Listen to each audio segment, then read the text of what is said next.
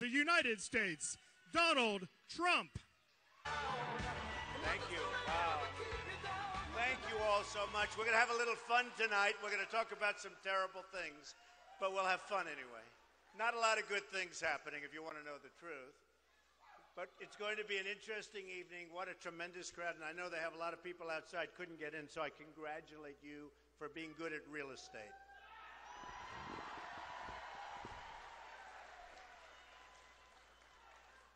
So I came over today, and I'm reading the newspapers, and what have I been talking about for years? China devaluing their currency. So they did it again to us today, folks. They're taking your jobs, they're taking your money, they're taking everything. And by the way, we owe them $1.4 trillion. How do you do that? That's like a magic act. We owe China $1.4 trillion. And I love China. Nothing wrong with China. Their leaders are so much smarter than ours. Mexico's leaders are so much smarter than ours. They laugh at our people. They tell me, because I have, as an example, with China, they buy my apartments. They spend $50 million, $40 million, $30 million, $15 million, they're the cheap ones. When I sell a $15 million apartment, it's like, China pays so much money to Trump. I have the largest bank in the world from China. They're my tenant. I don't have to worry about the rent, believe me. Many, many, many times, you take our biggest bank, Citibank, take J.P. Morgan Chase, many, many times the size. And you know what? It's amazing. People tell me, they come over, they give me a lot of money, and then we talk. Now, they didn't know I'd be running for president, otherwise they wouldn't have talked so much. It's true. And they say, we can't believe we get away with it. People from Mexico, I love the Mexican people. They have tremendous spirit, amazing spirit. They have amazing spirit. They're great. No, they're great. And I was just telling the press, there was a poll in Nevada that was just done. I'm leading in the Hispanic vote. And I'm going to win the Hispanic vote. It's true.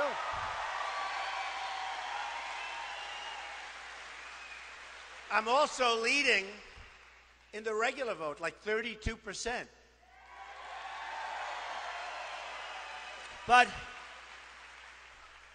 when you look at what's happening, whether it's Mexico or China or Japan or Vietnam, which is doing unbelievable business right now, their leaders are so smart and so sharp and so much more cunning. And I use the word cunning a lot because the word cunning is very important.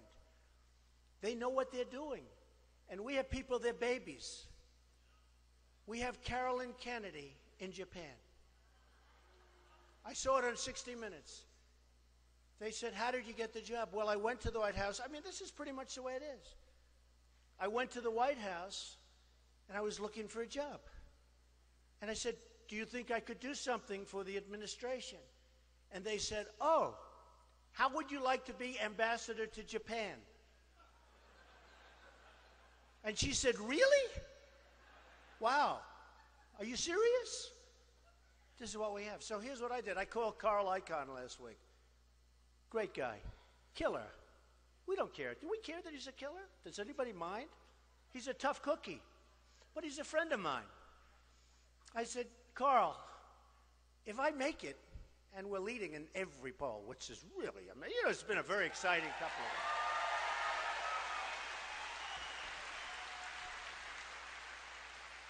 I said, Carl, you know, he's made a fortune. He's a great negotiator, talented guy, very smart guy. Went to Princeton, one of the top students at Princeton. A lot of people don't know that about Carl. And there are other people like Carl that are brilliant people and great negotiators. They don't sleep at night. Like me, we toss and turn and toss and turn. We're thinking, always thinking, ay, ay, ay. It's not easy on the family. But we're tossing and turning and scheming. That's what they are. There's no 18 hours of sleep. Does that make sense? So I said, hey, Carl. In fact, now the press will call Carl, I'm sure. But Carl Icahn, great. I said, Carl, if I get this thing, I want to put you in charge of China and Japan. Can you handle both of them? Okay? China and Japan. He said, yeah, I'll do it. I want to do it. You know what? Just relax. Everything will work out fine. We'll make great deals. Right now with China, I have a friend. He's a great manufacturer. He can't get his product into China. Can't get it in.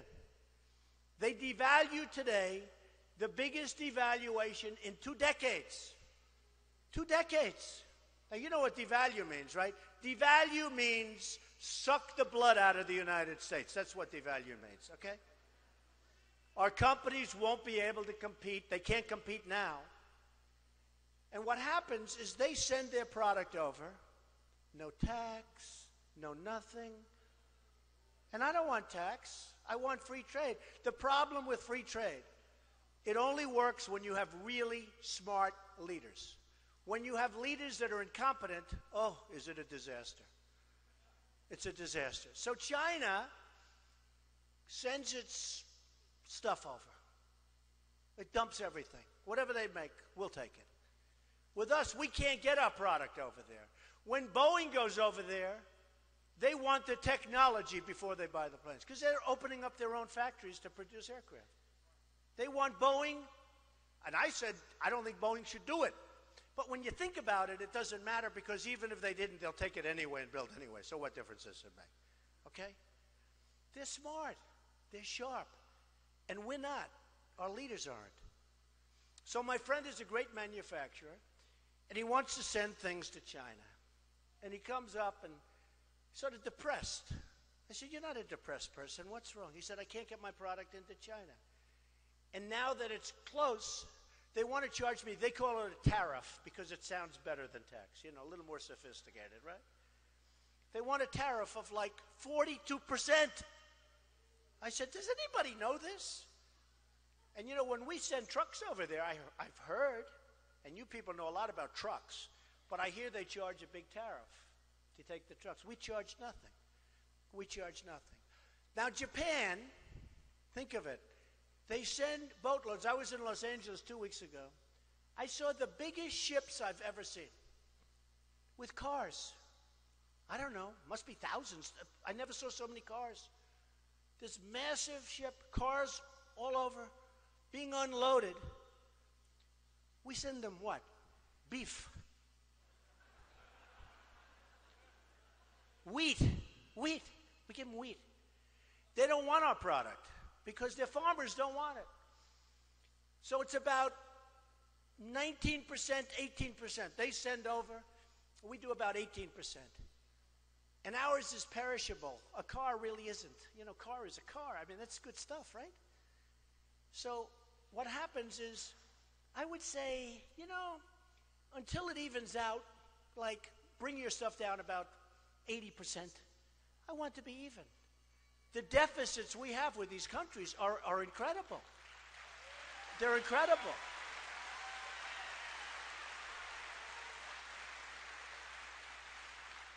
The deficits are incredible. The deficit with China is mind-boggling. We had a GDP first quarter where we went down. In other words, we're a country with more people pouring in, many of whom are illegal, by the way. And if it weren't for me, the words illegal immigrant wouldn't be spoken right now. I really believe that. I really believe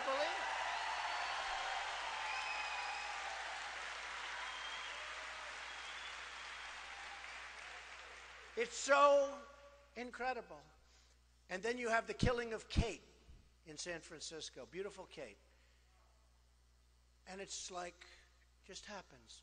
This guy came in 5 times, and the 5th time was a disaster for a family, a great family, a family that I've gotten to know a little bit, and a family that I've spoken to on numerous occasions, and a family that I don't think the president has yet called, which is incredible. He hasn't called. Think of it. He hasn't called. But it's a great family, and she was an amazing woman. And then we have Jamil, beautiful Jamil, a young man shot down almost in front of his father, who's going to the deli. Good student, great football player, maybe going to Stanford. The apple of his father's eye, who is a great guy. We had a news conference together. The father is like this incredible guy. Loved his son more than anything in the world. More than anything. And his son came back from the deli. And he called the father. He used to call him old man. Old man, I'll be there in 3 minutes. From the deli. This beautiful kid. And an illegal immigrant took a gun, put it up to him, shot him, and then shot him a couple of times when he was laying on the ground with his hands like this. Right through his hands he shot him. And we have sanctuary cities, and we have all sorts of methods, and it's so incredible. I've gotten to know so many families through what I'm doing. I've gotten to know so many families that are devastated, that will never be the same. You can never be the same. And so you look at that and what we do and what we have in terms of our leadership. And believe me, other countries are sending over people that they don't want. They don't want to use their prisons. They don't want to use it. They say, why should we use our prisons for many, many years to house really bad people when the United States will do it? The problem is they come over, and by the time they get into our prison, lots of bad things happen. So we have to build a wall. The wall.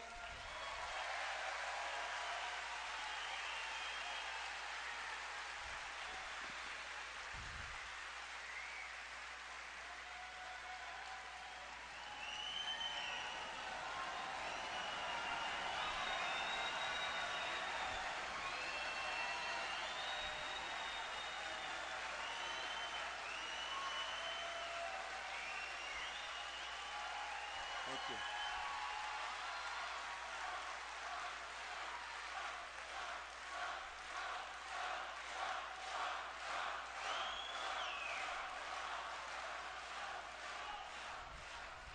The wall will be big, it will be powerful.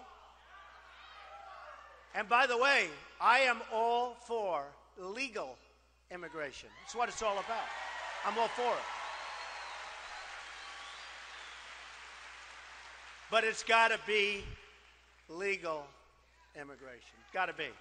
All right? Got to be. So, you know, Jeb Bush, one of my opponents,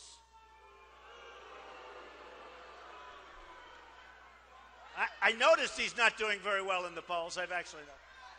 Hey, look, remember this. Remember this. He's gone to my friends, many of my friends, and he's raised $114 million. And he may, you know, right now he's not doing well in the polls, right? Okay. So he may be doing very poorly in the polls, but he's got 114, even more than that, to spend. But just remember one thing. They'll make commercials. They'll be building him up like he's wonderful. Remember, coming in as an illegal is an act of love. Remember that line? An act of love. Tell that to some of the families, that it was an act of love. Tell them to some of the families that are devastated that that was an act of love. But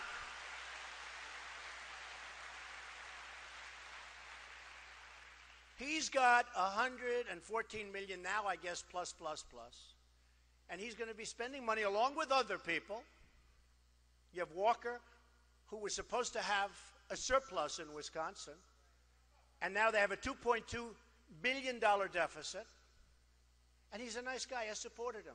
I support all of these guys. You know, I support everybody. The heck, I'm a businessman. I support everybody. They ask me for support, I support them. And you know what? If I call them in 2 years, 3 years, hey, I need some help, they're there. Okay, that's the way. But that's not really a good system. That's not good for a country. Because a lot of times the people that support these people, they need things that are adverse to the best interests of the United States. It's a problem. And nobody knows the system better than I do. I mean, look, I was on the other side. I'm telling you, 2 months ago, I started this, think of it, 2 months ago.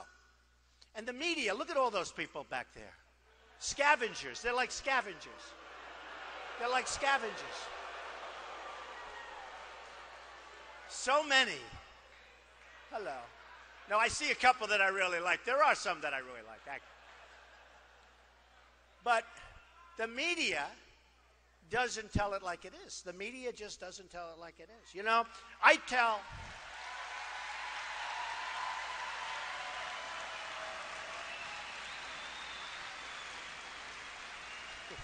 This is a hell of a crowd. It's very interesting. I have a little expression that I use so often because I believe it's true. And it's a sad thing. But I say it and then I give a very big ray of hope because if I'm elected president, this is what's going to happen. But I start off by saying, the American dream is dead, but I'm going to make it bigger and better and stronger than ever before. Okay? I say that. I say that. So I say it, and I say it a lot. The American dream is dead. I'm going to make it bigger and better. It's like supposed to be a positive thing. So the American dream is dead, which we know very much it is. But I'm going to make it bigger and better, stronger than ever before. Right? So I go home and I see my wife. And she says, Melania, she'll make a very beautiful first lady, I can tell you. And a great first lady. She's got a great heart. Great heart. She cares more about those women issues that Bush doesn't care about. She cares more about that. Between Melania and Ivanka, believe me. So I go home and my wife is saying to me, darling, that was a rough statement you made tonight. It's on the national news. I said, what? I thought I did great. I got a standing ovation. The crowd was packed. What are you talking about? You said the American dream is dead. I said, what? The American dream is dead. Oh, I said, let me see it. So we replayed. You know, you have these things like TiVo and things. It's really great today. You can replay from 10 years ago. It's unbelievable. So here I am. I'm standing and I'm saying, the American dream is dead. Cut. Off to the next story. I say, that's terrible. It's terrible. No, it's dishonest. Okay, it's very dishonest. It's true. It's very dishonest.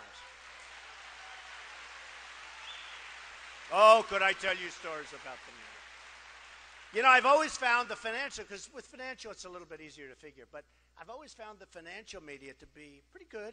You know, you have some guys there too, but pretty good. But the political media and the coverage, wow, it's tough. And I tell it to people because I want you to know a lot of times what you're reading isn't just not the truth. It's just not the truth.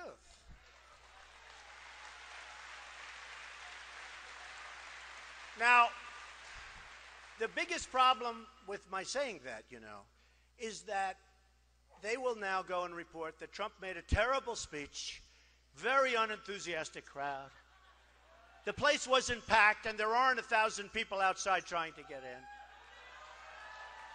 But who can blame him? Hey, I'd probably do the same thing if I heard this. So, you look at what's going on at the border, where Mexico is absolutely, just absolutely destroying us at the border, and others. And by the way, not just Mexico, they're coming from all over the world, people.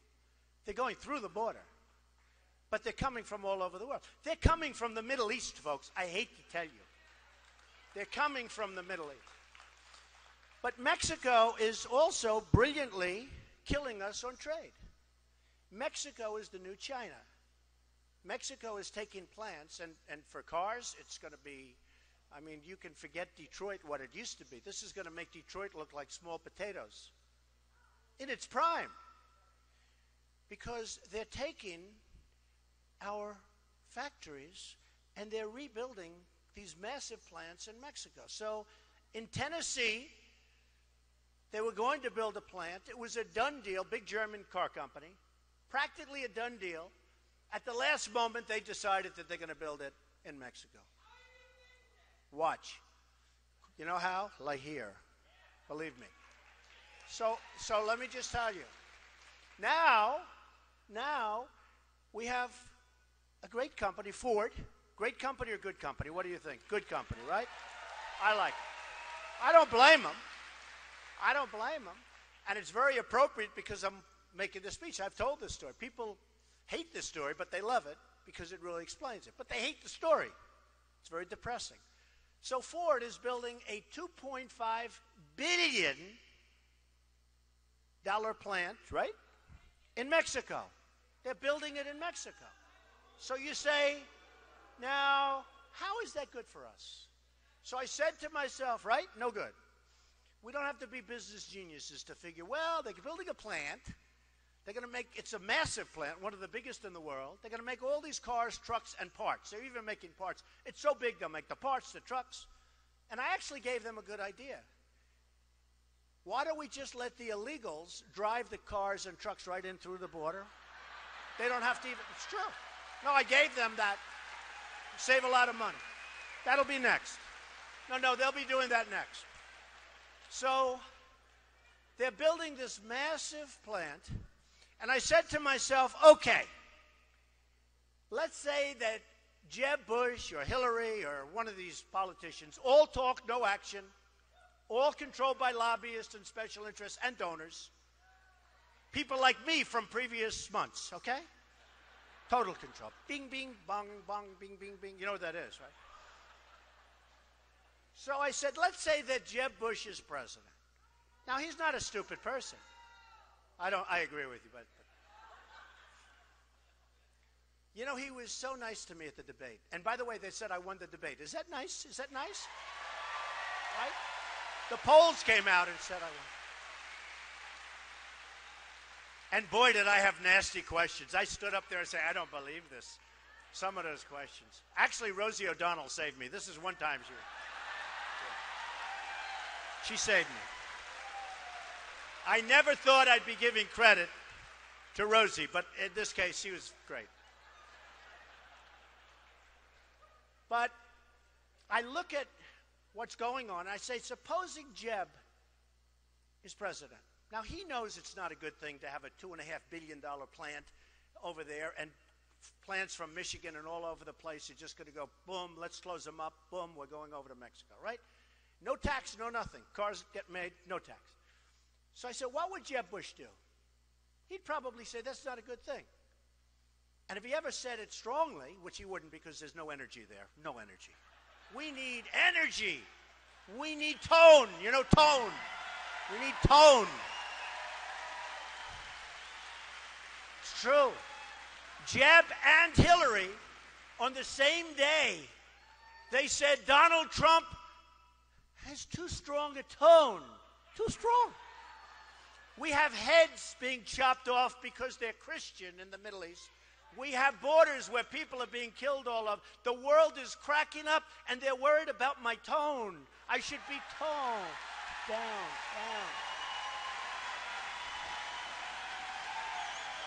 Sad. So sad. It was an amazing thing because he mentioned it and she mentioned it the same day. And I say, they're so wrong. I don't like their tone. There's not enough energy. There's not enough enthusiasm. There's not anything. It's just like, blah. So I said, what would Jeb do? So, and Hillary. And by the way, all the politicians, just let's use one as an example, okay? All of them. Because they're all controlled, 100%. So he'll say, I don't really want to let the plant be there. I want it built in the United States. We say, oh, we have a great president. But then what happens? He gets a call from one of his fundraisers, and they say, Jeb, you can't do that. You had Ford make contributions to you. You had other people make contributions to you, and they want it to happen. You have made special interests. You had special interests. You have your biggest lobbyist represents Ford. He gave you $1 million. You can't possibly do that after he raised all that money for you. And you know what he's going to say? Then go back to sleep, okay? No, that's what he's going to do. And the plant gets built. Believe me, 100% that plant gets built, 100%. All right? So now let's say it's President Trump. Ladies and gentlemen, President of the United States, Donald J. Trump.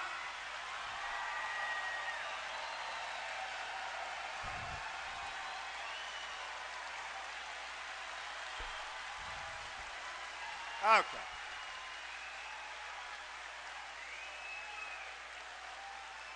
Enough about me. Let's talk about you. Okay, so what's President Trump going to do, right? Well, I don't have anybody giving me money. I don't need anybody's money. You know, hey, they all said I'd never run. Then they said I'd never file my big form. Then they said I'd never file my financials. And I wouldn't because maybe he's not as rich as people think. Turned out I'm much richer than people ever thought. I wanted to file my financials. I loved it. I wanted to file them. It's one of the reasons I'm running. I wanted to file my financials because now everybody's talking. He's really rich. But they said all these things. So what would President Trump do? So I don't have money. I don't have lobbyists. In fact, I've had in the last 2 weeks, because I've hired many of the lobbyists. That's true. I hire lobbyists. They're great. They're terrific people. They can do whatever the hell you want them to do, okay? It's true. So I've had a lot of them. They've called me. They said, we want to contribute. It's amazing when you go to number 1 how these guys want to give you money. You know, if you're at number 12, I guarantee Rick Perry is not getting a lot of calls from lobbyists right now. And neither is Lindsey Graham. The two guys that hit me the hardest were Perry, right? Perry and Graham. They hit me harder than anybody else. Now it's Rand Paul. Do you believe it? He's the new one. I said, Rand, I've had you up to here. I've had you. I've had you up to here. No, Rand Paul the other day, I mean, I said, where the hell did this guy come from all of a sudden?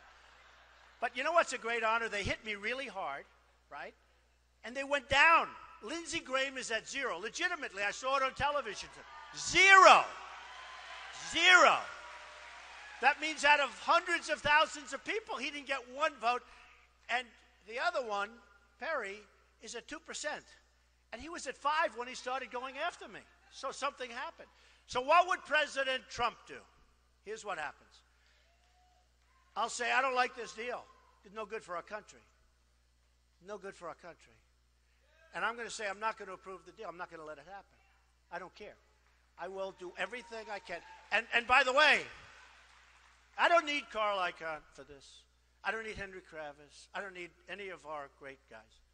I don't need anybody. This is too easy. What do I want to waste their time? This is too easy. So what happens is I say, the deal is not going to be approved. I'm not going to allow it to happen. I want that plant to be built in the United States, preferably here. I mean, in all fairness. Right?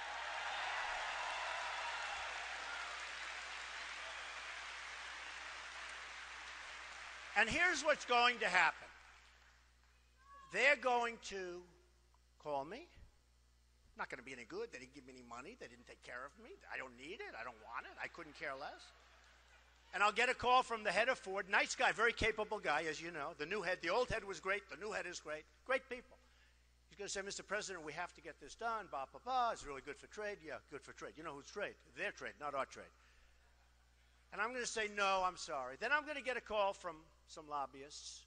I say, you didn't do anything for me, and I'm not doing anything. I only care about one thing, making America great again. That's all I care about. Okay? That's all I care about.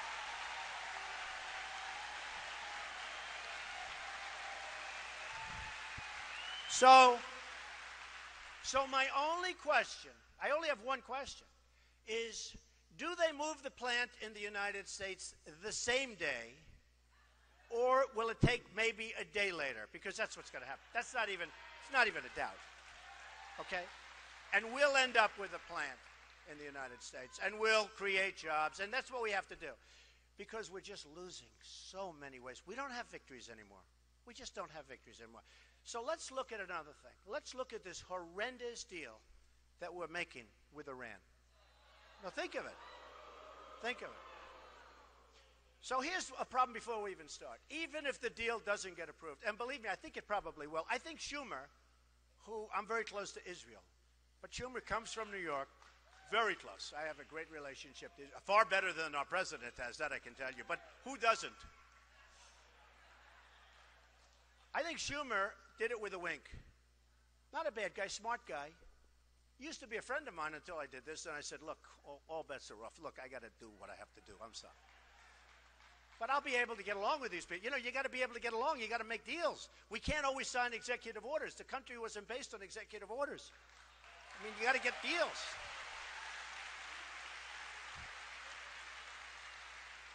So I pretty much believe, I mean, I really know the New York City. I think they gave Schumer a little wave off. They said, look, you go ahead, oppose it, and this way you're friendly. And he has a large Jewish constituency, to put it mildly, the largest. And they said, look, you go ahead, go against it. We're going to win by, one vote or something anyway.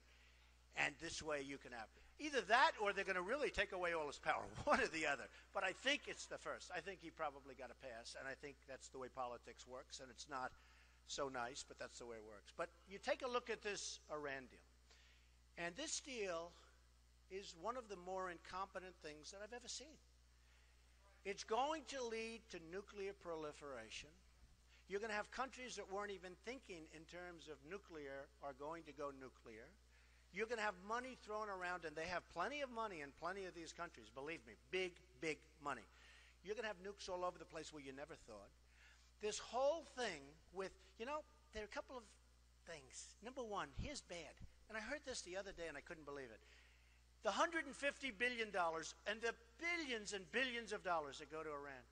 If the deal doesn't get approved, they still get the money. You ever hear this? You ever hear? They still get the money. Okay? Think of how bad this deal is. We gave up everything. For what? We should have doubled and tripled up the sanctions and negotiated a real deal. Now,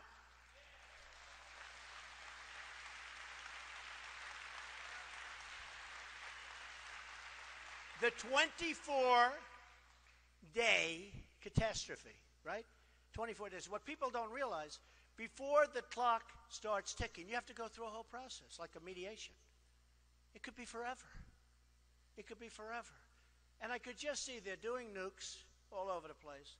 They get the notice. They fight them here, keep fighting. Then the 24-day. By the time you get in there, you have a nice, beautiful space like this, except the floors will be painted nicer. Battleship gray. Beautiful. There's no nukes in here.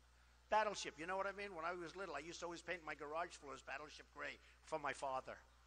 Battleship gray. They'll be beautiful, nice, shiny battleship gray. It's so crazy. And one of the things that nobody understands, and especially me, I wrote The Art of the Deal. Has anybody read The Art of the Deal? So, one of the things I don't understand, we have 4 prisoners over there. Used to be 3, now it's 4. Actually, when this long negotiation started, it was 3. Since the negotiation, this is the longest negotiation. Did you ever see a negotiation last so long? Right? Oh, he's got The Art of the Deal. Hold that book up, please. Okay. One of the great books. That's my second favorite book of all time. Do you know what my first is? The Bible. Nothing beats the Bible. Nothing beats the Bible. Not even The Art of the Deal. Not even close, okay? But you say to yourself, how do we have these 4 people, was 3, now 4? How do we have it? So at the beginning of this negotiation, first of all, you got to increase the sanctions. Then they say, oh, the other countries wouldn't do it. Well, it's called leadership. You got to get them to do it because this deal is crazy. And those other countries are very much, they need us for lots of things. We have a lot of strength with those other countries. But, when you get them and they say no, who wants this deal? This deal is a disaster. So what happens is you increase the sanctions and you let them know we're not ever giving you the money back. The money's never coming back. Okay, the money we're keeping, okay? We're keeping. And, people are saying, just like the wall in Mexico, these stiffs, these politicians, they're stiffs. You know what a stiff is? Stiff is a person, I've seen these wealthy people in the front row. You know what a stiff is? A stiff is a person you will not hire. That's what a stiff is, okay? And these stiffs, they say, isn't it horrible? Trump says about the wall. Or Trump says he won't give them the money. Isn't that ridiculous? And now they say, we didn't want to ask for the prisoners because they thought it would be too complicated and would complicate. Think of this. By saying, here's what you do. You walk in. By the way, shouldn't be at the end. Should have been before the deal started. The end is like sort of a stupid thing, right? So you walk in a couple of years ago, long time. I mean, it's forever. World's longest deal. And by the way, this is called tapping. Tap, tap, tap. The Persians are great negotiators. A lot of bad stuff has happened during this 2 years, believe me. A lot of things are being discovered over there, and it all has to do with nuclear. During the tap. I do that too with the deal. I don't know if I want it. Maybe I do. Maybe I don't. Tap, tap, tap. I tap these poor guys along. Then I say, the market's not so good. I'll do it. I won't do it. They're tapping us along. They're tapping us along. So now I say to myself, on the prisoners, fellas, And I mean, literally in 2 minutes, I would have had them out. I say, fellas, I would have had them out. I would have had them out. I mean, we have a guy named Kerry. I think he's actually probably a nice guy. He's 73 years old. He goes into a bicycle race, and he breaks his leg. I promise you that I will never enter a bicycle race during a major negotiation.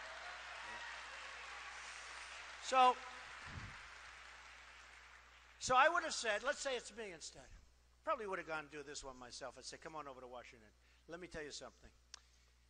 You don't want them. You don't need them. Your people don't care about them. We do. It sets a good tone, you know, to use a Bush term. It sets a good tone. Really nice.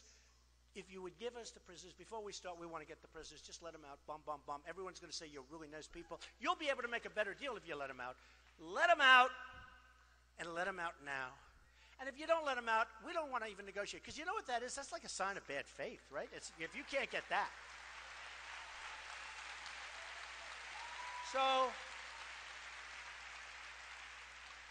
So they would give it. I don't say as sure as Ford. I gave that 100%, right? I would say this 99%. But if they didn't give, we don't even start. And then we just ratchet it up, being more sanctions, right? That's right. I love that lady. She keeps holding up that art of the deal. I love her. But we just keep ratcheting it up. They will give them, and we'll make a much better deal than we made, and we'll have a real deal. And I love the idea of a deal, by the way, because nuclear is a whole different world. That's big, big problems. You know, that's the biggest problem. The worst thing we have in this world that we're living in today is the tremendous power of nuclear and weaponry. Nobody ever had power like this before. You look at Hiroshima, that's a tiny fraction of what they can do today. So I'm all for that. But the worst thing that can happen is a bad deal. That's far worse than not having a deal. The worst thing we can do is a bad deal. And this deal is beyond bad. This deal is incompetent. It's incompetent.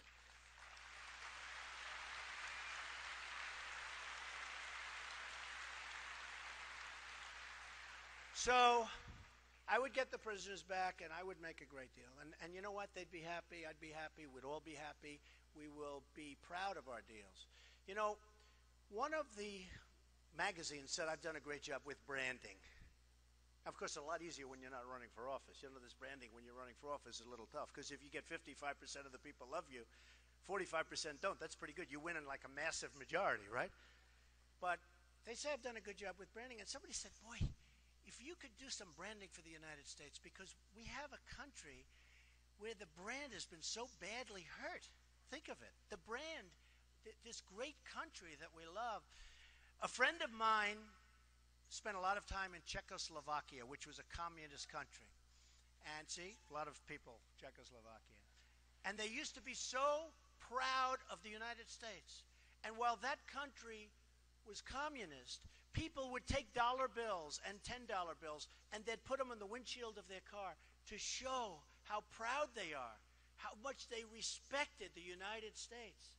I said, I never heard that story. He said, yeah, you'd go around all over these communist countries, and they were so enamored with the United States that they'd put money, bills, on the window with Scotch tape, and they'd put them on, and they were so proud to have it in their car. You don't have that anymore. We don't have that anymore. We have so many problems. Obamacare is a disaster. It has to be repealed and replaced. And we can have such a good system. Obamacare, do you see what's happening to your premiums? They're going through the roof.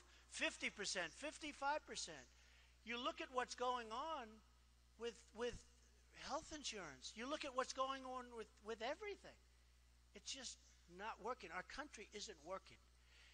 The good news is we have tremendous potential. But if we don't get going quickly, we're never going to be able to bring it back. It's going to be too far.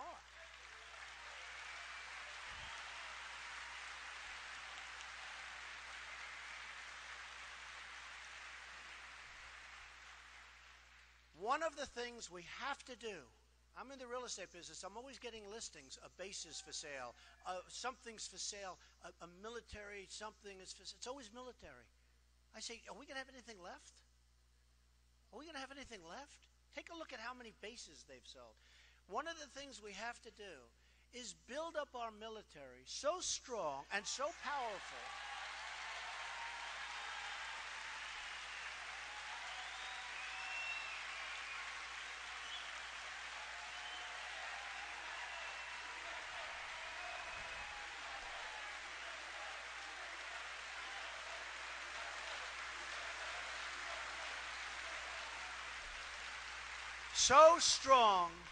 and so powerful that nobody's ever going to mess with us. We'll never have to use it. We'll never have to use it. And we can do that. We have the great technology. We have everything. But we're not doing it. We're cutting back on military, which is probably one of the worst things. You know, it's interesting. We would make it so powerful that, yes, it will cost money. But if we don't use it, we'll save a fortune because we won't have to.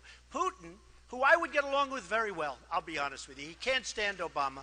Can't stand him. Can't stand him.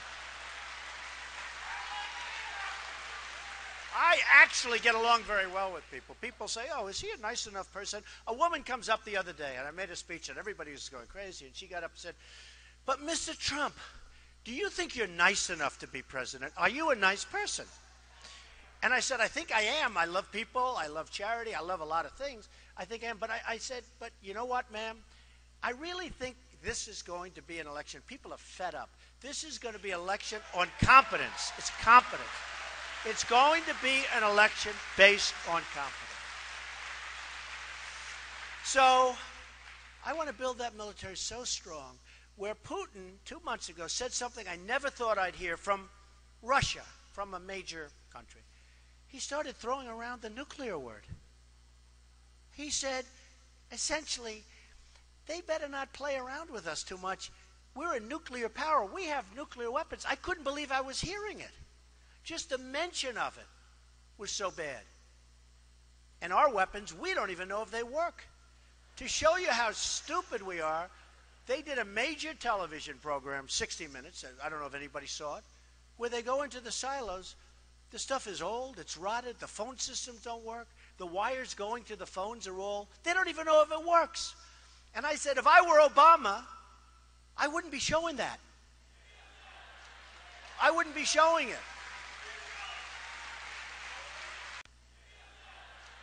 I wouldn't be showing it. And they got in there because Obama wanted people to see how bad it is so that maybe they could get some money to fix it up. How stupid is this? Our enemies are looking at this stuff with 44-year-old phones and wires that don't work. And the people, they're interviewing the people that are working in these phone systems. And they're saying, no, you can't hear. You can't hear. And I'm saying, can you believe what we're doing? It's like in the war. They were saying, we're going in 2 weeks and we're going to be attacking a certain city. You know what I'm talking about. And we're going to attack, and this is the way we're doing it, and we're going here. And I'm saying, can you imagine the great General Douglas MacArthur or George Patton, any of these great guys, listening to a president say exactly what we're going to be doing? Then I said, you know, that's smart. Because they'll do the opposite. They didn't. It was exactly as he said. So, you know, with ISIS, can you believe we can't beat ISIS? No, can you believe it? So I didn't want to say, because I really think I'm going to win. I mean, you know, I'm an optimist. I think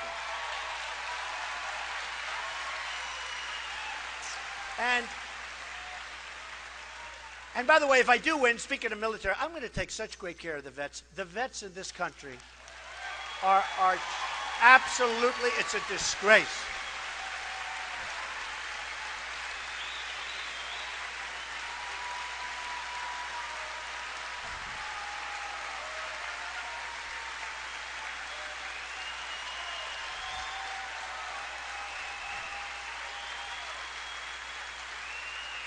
You know, 2 weeks ago on Wednesday, they had the longest wait in the recorded history of the vets, waiting in doctor's office.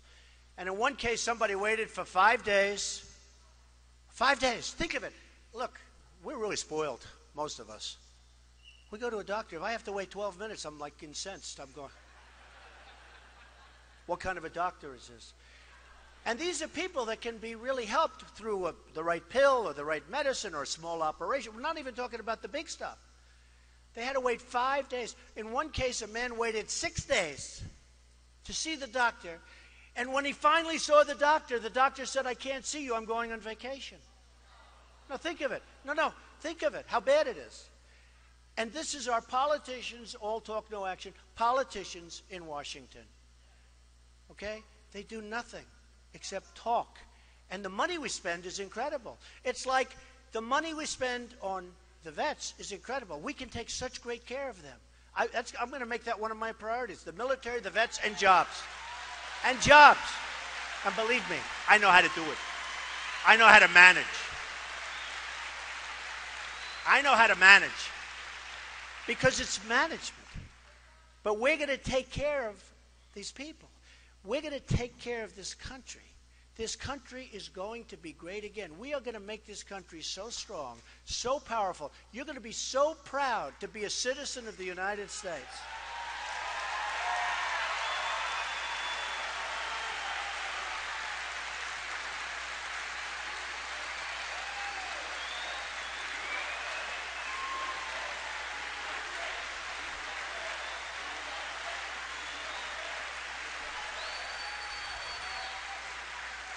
So, just in closing, it's been an amazing ride for me, because everybody, all these pundits, most of them, like these guys, they make $500,000 to sit on television and make predictions. But they all said, that why would anybody want to vote for Trump? And I'm saying, well, what are you talking about? It's just like The Apprentice. When I did The Apprentice, everybody said, well, why would anybody want to watch The Apprentice? Women will never want to watch it because why would women want to watch Donald Trump? I'm saying, am I so bad? Tell me. And the show became one of the most successful shows. It became #1 for many, many evenings. The finale of season 1, season 2, season 3, one of the biggest shows of the year. Tremendous. Just like the debate, right? It's like The Apprentice. The debate was The Apprentice. Somebody said, oh, we'd rather not have Trump in the next debate. You know who it was? My competitors. I don't blame them. I said, you got one problem, the television networks. Because it's called ratings. But it's like The Apprentice. And then The Apprentice became this big success. And one of the critics said, well, that show won't work. And, it was just signed to a 1-year contract, and everyone figured it would fail. Well, it went on. It became this tremendous monster. And I was very proud of it. And I saved the reviews. I saved all of the stuff. It's the same thing now. And by the way, NBC, just so you understand, NBC hates me. I made them a fortune. But you know why they hate me? Because at the upfronts 4 months ago, they renewed The Apprentice. They gave it a big, beautiful renewal, 28 shows. I think it was 28, but a lot. That's a lot of money. Because in my documents, you saw that I put down how much money I make with The Apprentice. $213 million they paid me. Can you believe that? That's a hit. That means I'm a star. That's a star. So think of it. And nobody, but that's what I made. I mean, I have to certify these numbers, 213. So now they renew The Apprentice, and I said to them, the head people from NBC came up to my office, and the head people from Comcast, NBC, and the reason I tell you this, they're going to check every one of these statements, the press. And if I'm wrong on any, if they weren't up, there's going to be a headline tomorrow, the Comcast never came. By the way, the head person at Comcast, you got it? And the head person at it, they came up to my office like 3 months ago, and they said, we renewed The Apprentice. I got a call from Mark Burnett, who's a great guy, from Survivor, et cetera, et cetera. And he's the guy, we did this thing together. He said, Donald, they renewed you. You're the only guy that isn't taking a renewal for a major primetime show. I say, Mark, I'm going to run for president, and I'm going to make our country great again. That's it. So, NBC is very angry at me. But here's the good news. I am really enjoying what I'm doing. I love meeting the people. I love meeting the vets. I love meeting the military. I've been meeting people that I would have never met before. I love people. I love this country. We are going to make it so strong and so powerful and so respected all over the world. We're going to bring our jobs back. We're going to bring our money back. We're going to save Social Security. You are going to love President Trump. Thank you very much, everybody. Thank you. Thank you. Thank you. Thank you very much. Thank you. Thank you very much, everybody. Appreciate it.